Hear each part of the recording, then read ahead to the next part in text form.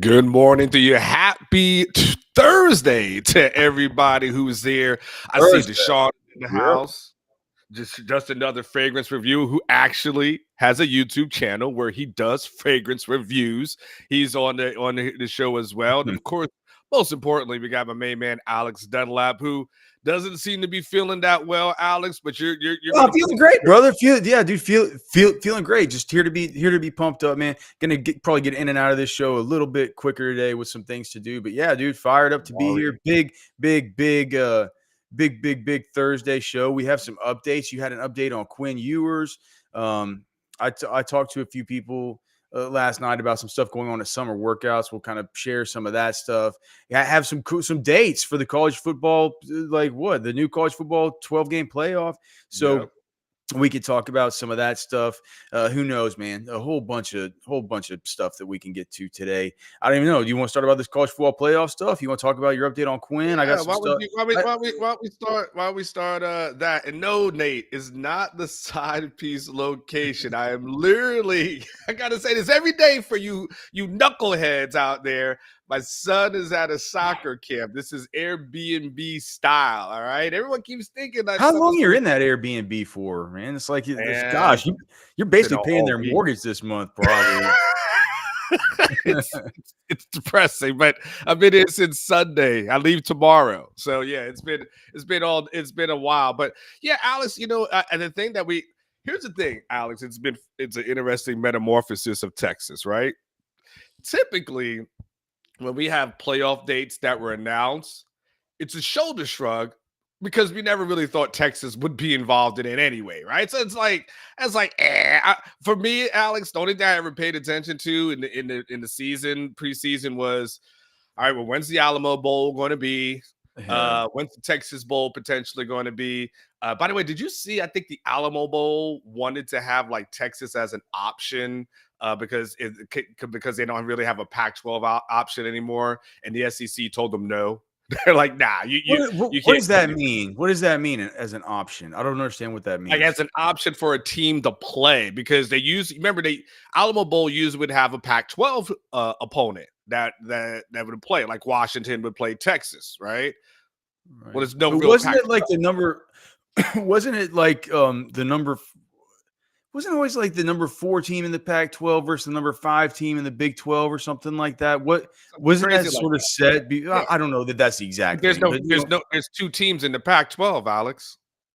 Yeah, no, I get it. Well, why is the Elmo Bowl asking for any kind of like what?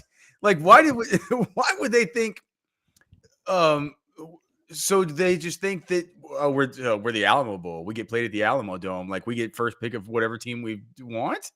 No, they were hoping to have like, hey, SEC, we don't really have many options to choose from at this moment.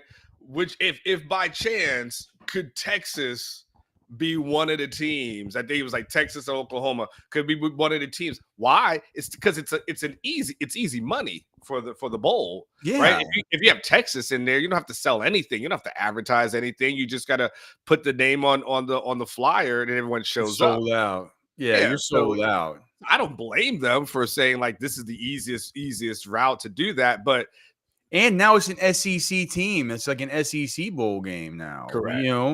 So is the Alamo Bowl? I haven't read this story. You have to excuse me. That's okay. So is now since I guess, dude, that's pretty interesting that with the bowl games now with the Pac-12 gone, they're probably having to recalibrate who their participants are going to be, and in doing so, they're having to go from conference to conference. Or are they having to sort of cobble together some kind of coalition of teams that are teams that they're going to be able to choose between that aren't necessarily bound by one single conference? Yeah, I mean, here's the deal. I'll be honest with you. I have not checked to see what they're going to do and how they're going to make that whole thing work. I just know that they got told no recently when they wanted to know if Texas could be an option for them. No, it's like I see what Rex St. Charles over here in the chat saying. I mean, like you can't fault them for asking. You can't fault them for asking. Hey, Can we have him, please? Yeah. Like, nah, man, you guys are gonna have to find somebody else. Alamo Find Bowl your own. needs to be comfortable with Houston or Tech. Dude, that's true. That's that and that dude, it goes to man, being in the Big 12 stinks, man. It's like what it should be, honestly, is it should just be like those Big 12 teams. That's which would the new ones they have now. It's like what I guess BYU was new before, but the Cincinnati's and you know what I mean, the Mhm. Utahs of the world and stuff like that. I think that Right, of course. at least you're getting your Big 12 footprint a little bit expanded as far as pure number of teams, even though you're losing Texas and Oklahoma. But yeah, I Yeah, don't. So wait, so I'll put this up for there's you no real chance. There's no chance that Texas can play in an Alamo Bowl now. Period. Yeah, here, I just put it on the screen for you. Who's an SEC bound Texas or Oklahoma for 2024-25 has been denied. And by the way, Brett McMurphy is always on top of these bowl things. Like his connections are really damn good as far as that. But you can see the Alamo Bowl, which has 2 years left on its contract, pitting the Pac-12 and Big 12, wanted to be able to select Texas or OU as a replacement for a Pac-12 school for the next 2 seasons. And as you can see, that is not done. Wanted to be able to. Okay, sorry. Can you scroll back up again? I want Yeah, to. I sure. don't understand how the. I don't know if it's just me being a little slow this morning or whether Brett McMurphy is not. I don't feel like I understand.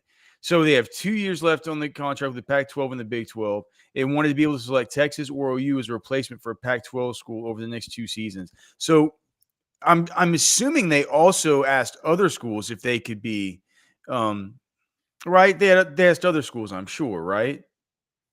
They I probably mean, said we would like Florida State to be an option, or we would like so and so to be an option. I mean, do they go to the ACC and ask any of their member schools, or the Big Ten and ask any of their member schools? Are they trying to cobble together a coalition of teams that they can go to and then say, okay, well, this team is not made it to a good bowl. Let's ask them to come in. Let's ask Penn State if they have a 7-6 year or whatever, if they would like to come.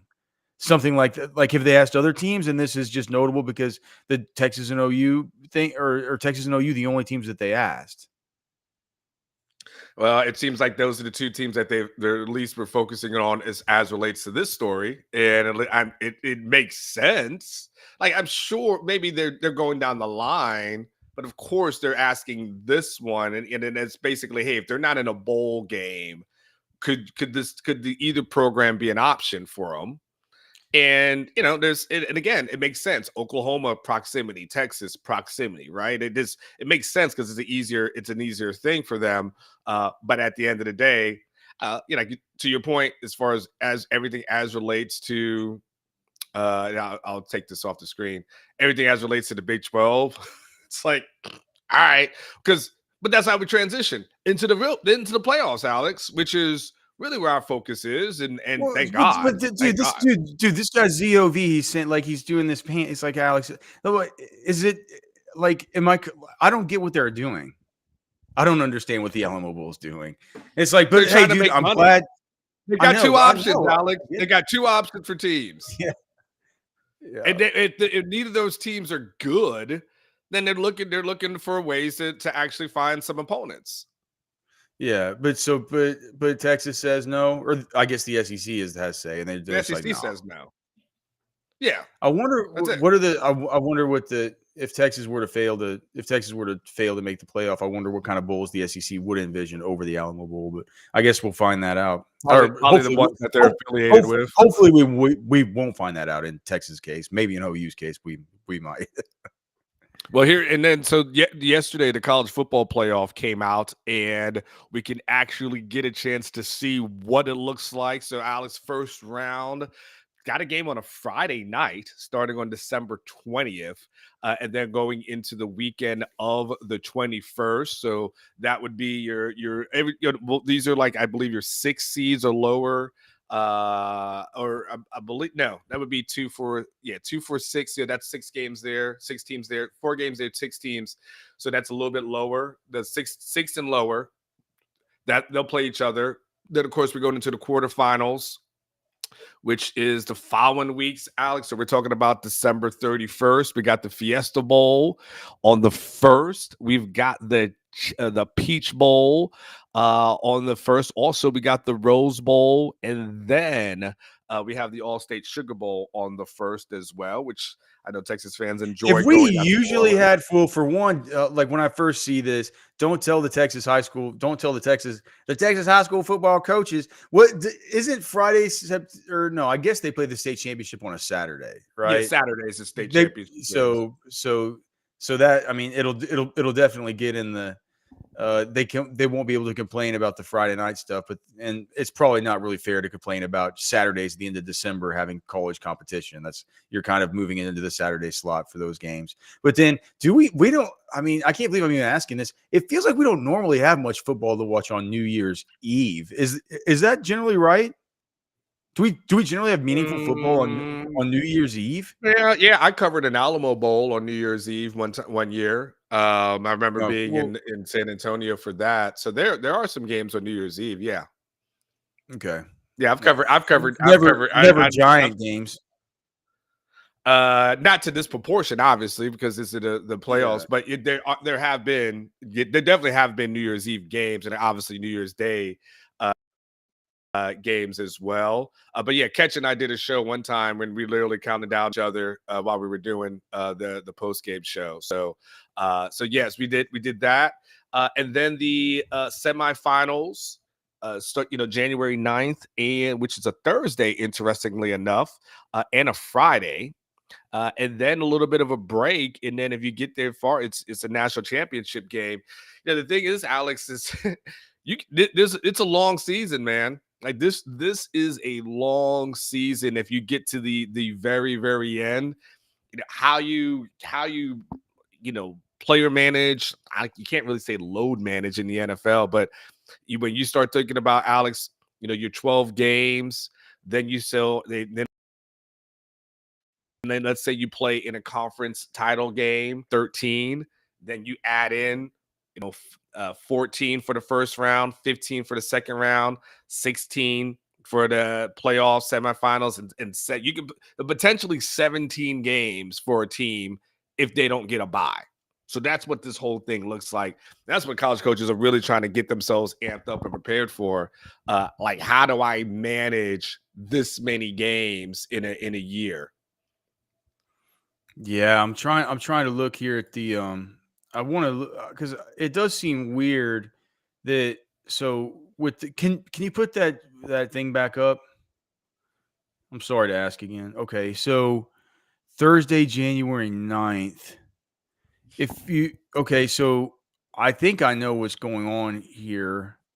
Um because it looks like in 2024 for the NFL schedule that we have divisional round or no wild card round NFL on so wait, so the week of January 1st through January 7th would be the week 18. So that's the final week. And then the 8th through the 16th. Yeah, so that's the weekend where we'll have wild card round, and it's the big wild card now, right? Where we have the extra game. So Mhm. that's on Saturday and Sunday. That's probably why they're doing the playoff semifinals on Thursday and Friday, not to go up head to head, because you would have to go head to head with NFL at some point for the wild card weekend then, right? Somebody in the Sure. chat was asking, did they intentionally avoid Saturdays? Like, what's going on? I think that's what they're talking about. That's probably why. And then, gosh, man, hey, Anwar, we're gonna get to be doing prize pick shows probably until the end of January this year. That's good. Right? That's good. Woo! That's good That's money good. right there, baby. Yeah, That's for good sure. money right there. So, gosh, man, we're gonna have college football till January 20th. I mean, dude, for everybody saying that college football, yeah, they're ruining the sport. Like, if you go back to the like, dude, we're getting a bunch of football. We're getting a bunch of football, right? All through college football, all through January. 1, 2, Yep. 3, 4, 5, 6, 7, 8, 9, 10 games. Yep. It's Yep. fantastic. Yeah. I mean, and it's interesting too, Alex, because I mean, you basically, depending if you make it, that certain classes are going to start back up for some of these kids as well, right? I mean, that they're going to have what, second week of January, like you got to go back to class. Like, what are you doing as far as that is concerned? Like, I'm in the midst of the playoffs, and I gotta report for chemistry. Like, Yeah, usually the bowl games, you're done at that point. no, I mean, yeah, man, like, dude, I mean, even eh, like I remember even just from like even like a high schooler perspective, like when we were like playing in the state championship and stuff towards the end of the end of the semester, we had assistant principals come into our classes and tell us like, hey man, like you guys are you guys can pick up, let's come into this meeting, like you guys can pick up where you left off with all this school stuff. I can imagine I can imagine at the college level, I think that the professors are probably very well aware that these guys are football players. They're gonna Yeah. be able to have some assignments they can turn in a little bit late and kind of get caught back up But once all this Alex, gets when is wrapped the up. Senior Bowl though? Well, it's been moved now because since the NFL, the whole NFL schedule changed whenever it went to a 17 game or an 18 week / 17 game season. And do you know what onward they're going to do? They're going to go to an 18 game season. They're going to take away one Mhm. more preseason game. They're going to make this thing Sure. 19 weeks. So everything's going to get shifted once again. So the Senior Bowl, I always get it mixed up, but you're right to be thinking about this. That's traditionally Senior Bowl weekend. Whenever you're covering the NFL, that was the Senior Bowl weekend, right? Yeah, Since in the yeah. last 3 years, it's changed. Now it's like the week on the turn, right? I'm such Mhm. a fantasy nerd. Like um on the turn from January to February, right? You'll get there Mhm. at the end of January. You'll come home at the beginning of February, and the combine now is shifted to where you used to get there at the February March turn, Yeah. right? You leave in February, you get back home super early March. Now you get there super early March, you get back March 8th or something like that, right? Um, and the combine's a whole other story with how with now the way that they've really, really, really dialed it in to keep you there for the full 7 days. They give you coaches and they give you GMs and all those awesome national availabilities that you really don't Mhm. get for the whole rest of the year, which you know very well. And then and also with those national availabilities, you get off podium stuff. You like it's really as good availabilities. And if you cover a team, you really need to be there for it, or else you're behind the 8 ball. Um, but then what they used to do, or if you remember, it was coaching availability, all this stuff. And as the coaches were good giving their availability, sometimes you would have the star quarterback over here giving the availability too. They would do Yeah. quarterbacks, wide receivers, all the rest. Now what it is they've made it to where coaches and GMs are still at the beginning, but you got to wait till the very end of the week for quarterbacks Mhm. to where they Mhm. make it like the quarterbacks all throw on Saturday afternoon and stuff. And so everybody knows that you're gonna have to get out there on Sunday, even though you have to get there Monday night for the Tuesday, so they have all this thing dialed in. Like they know exactly what they're doing. College football knows exactly what they're doing. And that's what is going on here with this scheduling. I think though, like I'm not here to complain about it on war. I think that No. dude, No. I think it's gonna be I think it's gonna be fun as hell. I also think it's time to get to Texas beef traders. Have you been to Texas Beef Traders yet? We are talking about, non mRNA vaccinated, just awesome, awesome, awesome beef from MTX Ranch in Mason, Texas, from Iron Table Ranch for your Wagyu beef in Gatesville, Texas. Look, I love the stuff from MTX Ranch. It's what my family eats. You see those awesome tomahawk steaks right there. Do you know that the beef you get from Texas Beef Traders it's non-GMO, it's delicious, it's local. It was just processed literally 13 days ago whenever you get your hands on it. It's only 13 days old because they hang it there at the processing facility.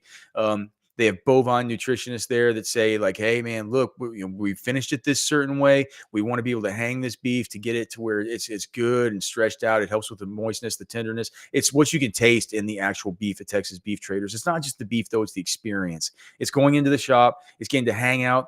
What other shop do you go into and they're going to toss a steak on the grill and just give it to you? What other shop are they going to say, hey man, do you want a burger with local awesome ground, or how about a charcuterie board? a beer, a glass of wine, whatever it is, man. That's the kind of stuff that you walk into Texas Beef Traders and they're going to do. It's a family, it's a community, and I understand that not everybody can get it right into the heart of Lakeway, right? Not everybody can, but anybody can take advantage of 10% off at Texas Beef Traders just by calling them up. Tell them, hey man, I listen to Alex, I listen to Anwar.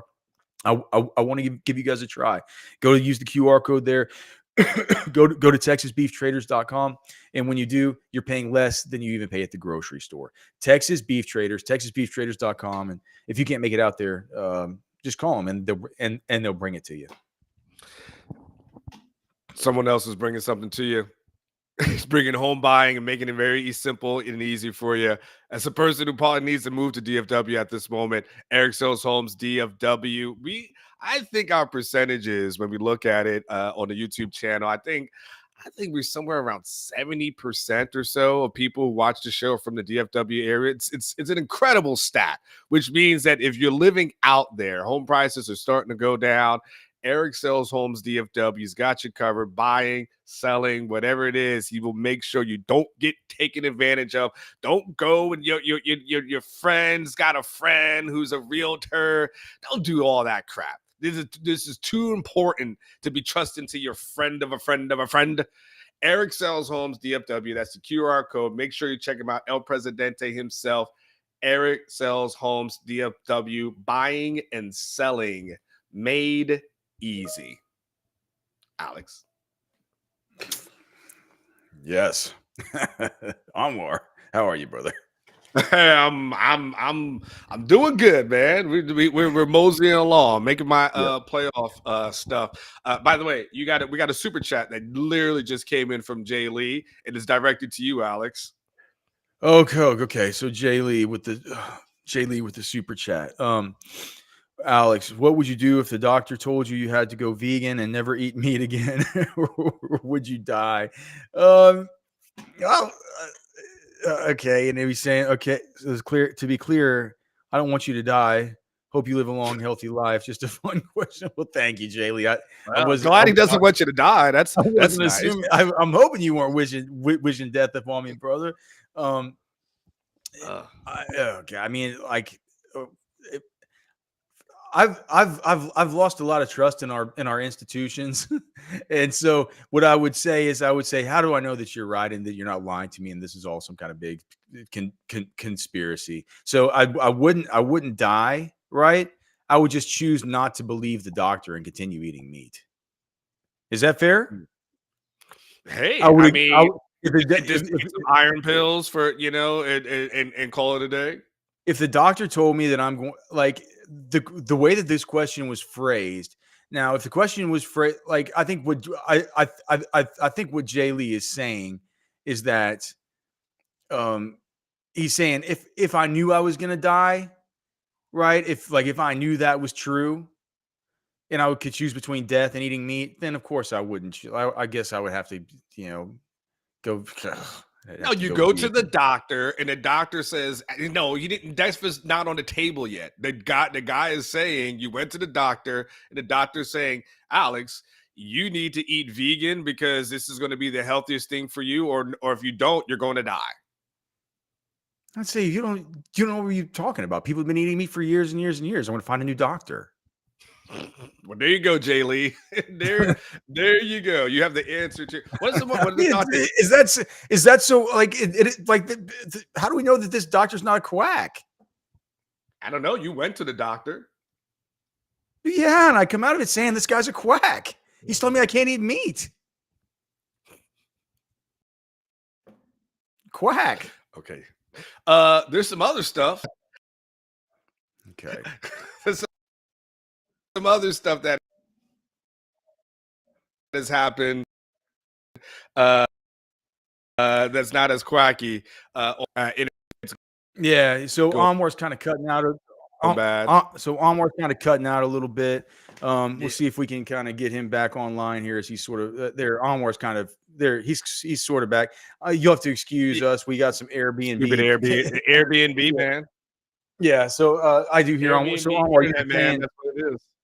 Okay, so you were saying, so yeah, so some other things. Why don't you talk about what you have on Quinn, and then we'll get into some of this other stuff.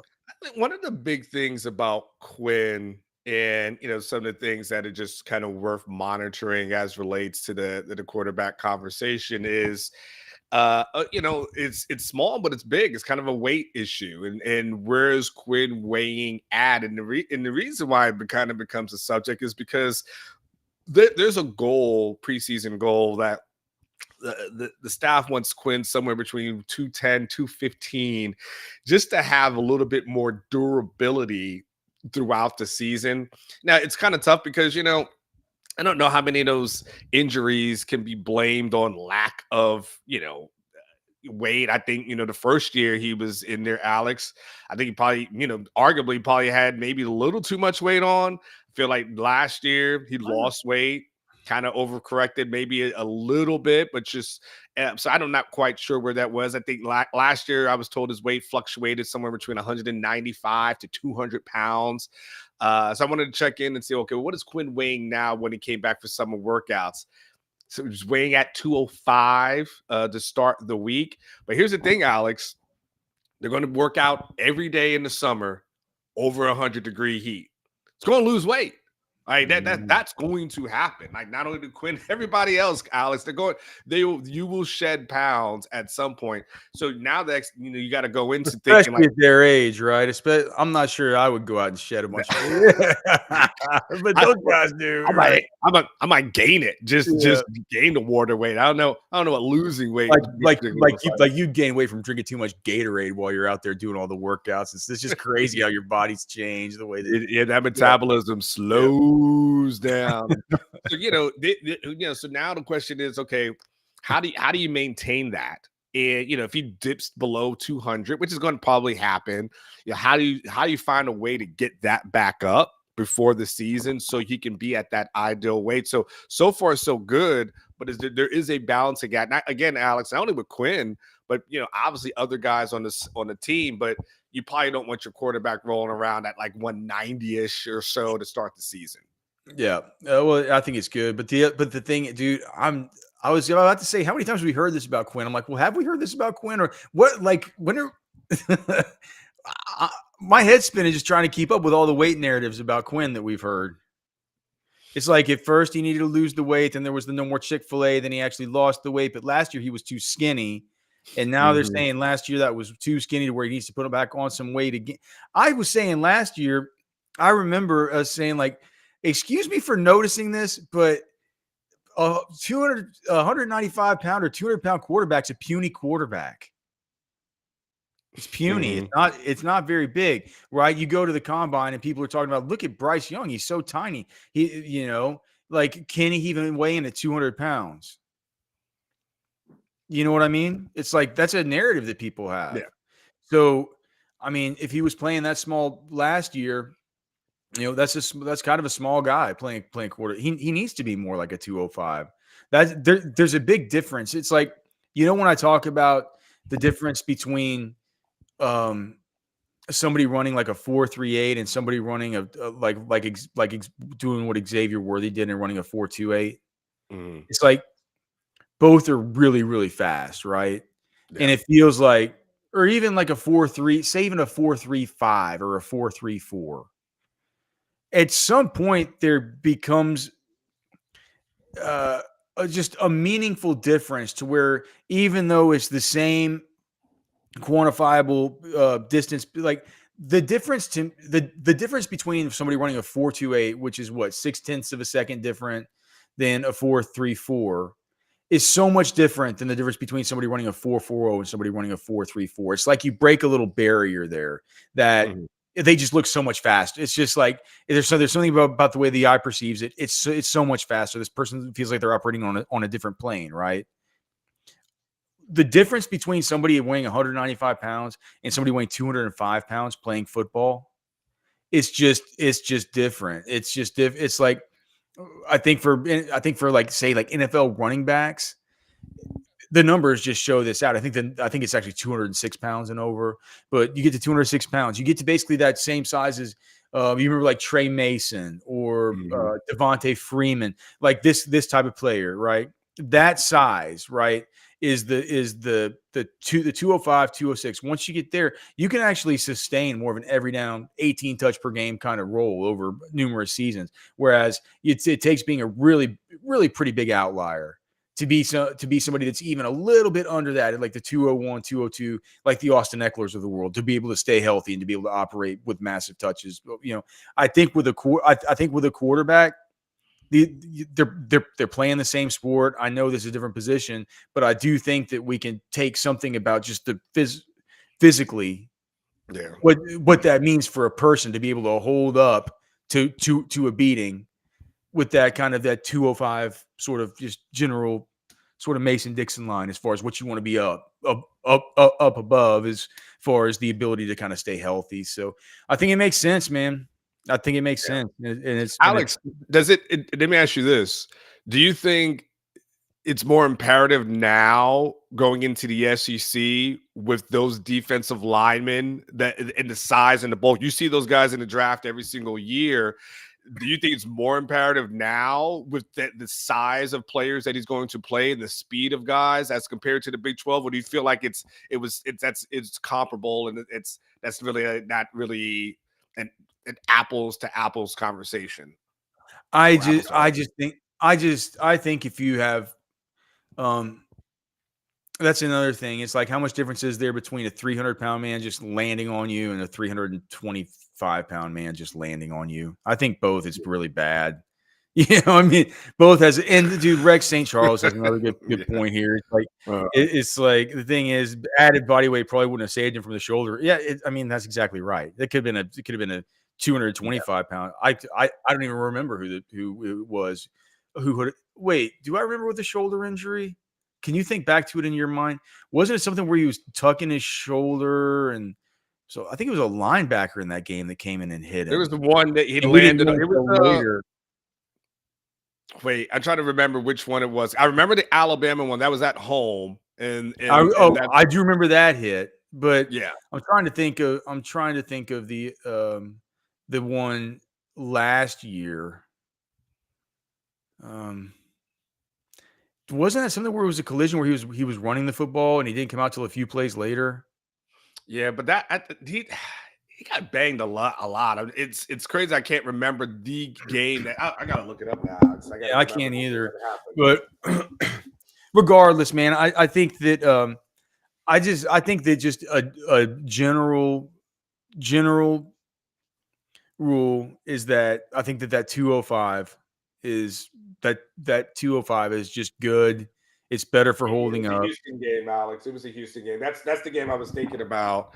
And he got his throwing shoulder hurt in that game. Okay. Well, regardless, I think it's good. The little bit of just something I picked up was that um I guess let's stick on the weight one, even though I think this other one's pretty interesting. So Anthony Hill, apparently, some people on the strength and conditioning staff are saying that they like him better at. He played at 245 in the spring, and they felt Mhm. like that's a little bit more of an NFL kind of linebacker body type, and not that he can't hold it. They feel like he plays fine like that, but they say he looks really good right now, and like he's down more like 235. They want him in that 235 to two. So it's like the opposite of Quinn, right? Mhm. Quinn wants to put on a little weight. They think that Anthony, dude, get this. One of the one of the strength. I'll just say somebody associated with the program and the strength and conditioning, right?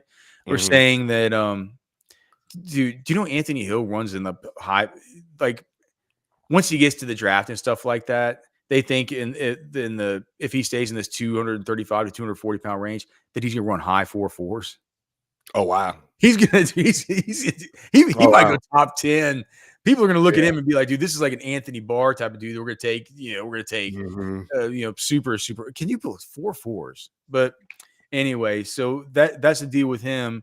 Um, they're not looking to if you thought the plan with Anthony Hill was to bulk him up, it doesn't look like that's gonna be the plan. They want to move him around a lot. Um, they're going to use him in all kinds of ways. They have big plans for Anthony Hill this year. And it's just one of the things that Torrey Becton wanted was to see him after spring football and kind of talking with the rest of the coaches. Torrey Becton wanted to see him in that 235 to 240 pound range. And I haven't seen the guy, but apparently that's what people around the program are saying, that he looks really good out there. I mean, if he looks better than what he did last year, holy smokes! If that's where we're at, but it would make sense, Alex. You know, having a year in the system, and I think we're at a point now, Alex, where you remember. I feel like every year I've kind of joked about this, but there's always been that, oh man, this strength and conditioning coach that Texas has, boy, oh boy. And it's sometimes is much to do about nothing, like the Pat Moore, man, they got the pit. Like, everyone's got to go to the pit. Like, it's like, I don't know what that really meant when it was all said and done, right? And then it was like, you got Yancey McKnight, and then you had people complaining that maybe guys were getting injured because they were lifting too many heavy weights and things to that effect. And then but I feel like, but we can see with Torrey Becton and that staff, like I feel like we can see the work and we can see the productivity, and we see guys getting bigger, stronger every single year. So that would make sense. It's different, man. It's like dude, Charlie Strong comes in, and do remember he tears out the smoothie machine, puts a bunch of old school chain weights with you put on your neck with the big 45-pound plate you got to do this thing with over there in the corner. It's just like, are you kidding me, dude? But it's just a whole different. Gosh, man, things are so much different now. It's just wild.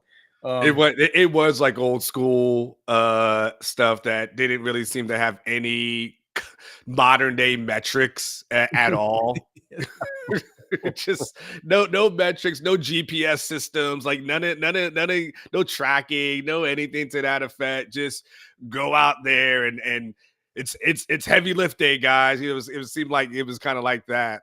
It'll be fine. We'll figure it all out. Dude, Charlie was really just a kind of throw caution to the wind type of guy. Even in recruiting, do you remember how that was? Where he's like, don't worry about it. Don't worry about it. Then he's probably just by the end, he's just like, he somehow like you pull a rabbit out of the hat, and he acted like, it was gonna be like this all along. You're just like, dude, Charlie, how do you live like this, man? A team. It was like the A team kind of stuff. Yeah. But this one seems to be more of a plan that goes in there. And I go back to the thing that I remember last year, Alex, when they practice now, you talk about this weight and we're talking about strength and conditioning and them practicing in the heat and then being very intentional that they practice in the heat. They felt like when it was all said and done, like that was one of the reasons why when they would go up to Tuscaloosa and have so much success. One, heat didn't bother them, but two, they felt like they toughened up. Like they felt like they were a tougher team. And Alex, you and I went out to practices in the fall. Guys are just throwing up everywhere, right? Yeah. You're just looking like, man, this is tough out here. And we're talking projectile kind of, like projectile puke and really big, really, really big puke. Not like, so yeah, man, it's and they just get, and they got to keep on playing. And everybody who's played enough in Texas knows what it's like to have that. But you know what the formula, what as relates to the vomiting thing is concerned. You know what they were told? What? That you can't, when you vomit, you can't put your hands on your knees because that's a sign of weakness. Huh. So if you vomit, you have to stand up straight. Maybe that's why I've noticed it's always like projectile stuff because they have to stand up and keep it like this. Yes, it's a rule. They are. That's a good point. Yeah. It's a rule. It's a Becton rule. You cannot go bend down and do that. That's a sign of weakness. If you throw up like a man. That's what these guys are doing. Wow, that's one of the better nuggets for the whole show. One other nugget before we get out of here. We got to get out of like a little bit early, like we talked about. But the other thing, Rex St. Charles comment. Alex is going to add a segment on a deep dive on puke size. Yes. So By the way, before you go too far, Allison, yeah. that one we got a super chat that just came in. The super chats always come to the front of the line. Okay. Do you want to Buckwild read? Longhorn got here You late. I wanna, got a question with okay. the conference champ automatic bid. If two G5 champs are higher ranked than one of the P4 schools, can a P4 champ get left out? I mean P5. I guess technically P4. That's a Chad Hastings question. Like I have no idea, man. I don't know. Do you know? Yeah, that's a good one. If two G5 champs are higher ranked than one of the P4 schools, can a P4 champ? I don't know. I don't see any scenario where a P4 champ gets left out. Like you can't tell. I don't see a scenario where. Oh no, a P4 no. If two group of 5 champs are higher ranked than one of the P4 schools, can a P4 champ? No. There's no way that any group of 5 team is going to be able to overtake a Power 4 team if that Power 4 team is a champion, even if in the Cockamamie rankings they're ahead. But Yeah, I don't see a scenario where they would we be could double ranked. check that with Chad, but I mean, I would say that if they could, then that would be a super flawed system. Yeah, I don't see. I don't Buck Wild. By the way, Buck Wild Longhorn, our favorite trucker out there on the road. Trucker, all right, dude. Thank you so much, man, for your gosh, dude. Truckers don't get thanked enough, man. we need those guys bad, dude. Bad. Tough job too. Yeah. Tough job. That's a tough job because you got to deal with a lot of idiots on the road who don't recognize how big of a load that they're going, how long it takes to stop. That's a tough job as well. I don't know how they do it. So, but props to you, Buck Wild. As Chad Hastings would do it. He does it better for you, Buck Wild, than I can. But all right, there you go. Yeah. All right. So one other quick thing.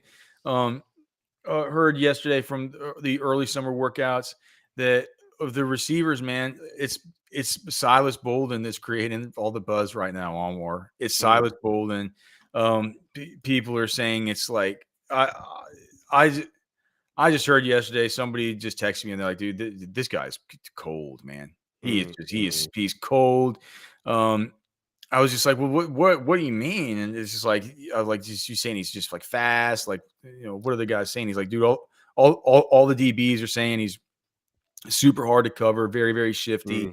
And I'm just like, is this kind of the new guy, just the new guy being there, all this stuff? I'm like, that's a really crowded wide receiver room that he's sort of joining there. And of course you got Ryan Wingo and you have Jonte Cook and Matthew Golden and DeAndre Moore and Isaiah Bond and like all these, like there's a lot of dudes fighting for reps. And it's just for me to hear that Silas Bolden is the one that's standing out. They're just like, dude, he is just, I think, is it just he's faster than the rest of the guys? He's like, no, dude, he's actually really good. He's fast, but he's actually really good. He's very shifty. He's hard to deal with. And like, he's going to play a lot, you know? And I was just like, well, you know, that's going to be a problem because there's a lot of these guys that think they're going to want to play. And he's like, just trust me. He's going to play a lot. And Sark has a really good problem on his hands. So look, it's still obviously really, really early here, but Silas Bolden, he got into town at I don't know, around when these guys all got in, May 20th, May 21st, somewhere around then, right? They're just now over the course of this past week getting into where they have more structured workouts. They've been having the PRP pods with these guys, but now some more structured workouts. Let's just say that Silas Bolden, the Oregon State transfer that was the summer enrollee, he's seriously turning heads and he's made a really big first impression and he's off to a really, really hot start, which is just interesting to hear. I mean, I'm not sure it was on my bingo card. I know the Ketchos always loved the guy. He's had him on the show a couple times. I kind of thought to myself, I think this is a really crowded room. I'm not sure how he's going to fit in, but from what I've been told, it's like, dude, the way that he looks right now, he's going to have to play. Okay, hey, if Texas is dealing with first world problems, Alex, if that's the case, yeah. So, Yeah, but that's what I got on that. I don't know if there's anything else that you got on this, or maybe we can kind of get out of here and Yeah, let well, you get back to. let's go ahead and wrap it up, man. Oh yeah. Thank you guys. There's about 300 of y'all in the chat right now. 300 watching live, which means, as Alex would say, 300 likes. So if you can hit that like button, feel free to do that. Subscribe to the channel. If you hadn't subscribed, it just gives you all the notifications when we start shows, and you just won't miss, anything. It's not going to cost you anything. You're not going to get spam. Not signing you up for anything to that effect. But make sure you keep continuing to watch the show, where you're going to get lots of good news and insight every single day from myself and Alex. So you guys go out, enjoy the rest of your day, and be safe. It's a Thursday. Be cool. Make sure you hydrate. And then I think technically we're supposed to have the modcast this afternoon, but we'll see how that goes. But no matter what, we always know that every single day, Alex Anwar will be here in the morning, and that's the most important thing. What everyone else does, we got no control over that. You guys go out, be great, live each day like it should last, because one day it will be. Alex. Now, House Divided coming up at noon. Make sure to like the show, subscribe to the channel. We will have the modcast a little bit later today as onward. So we'll see about the modcast. It's always sort of a floating deal. But yeah, go out today. Enjoy your day. Do something good. Go do something big, man. Make sure to like the show. Thanks so much to Texas Beef Traders. Thanks so much to Eric Sells Homes DFW. Thanks so much to Specs and everybody in the Specs chat line for being here. We could not do the show without you. So for Anwar, I'm Alex. We'll see you tomorrow.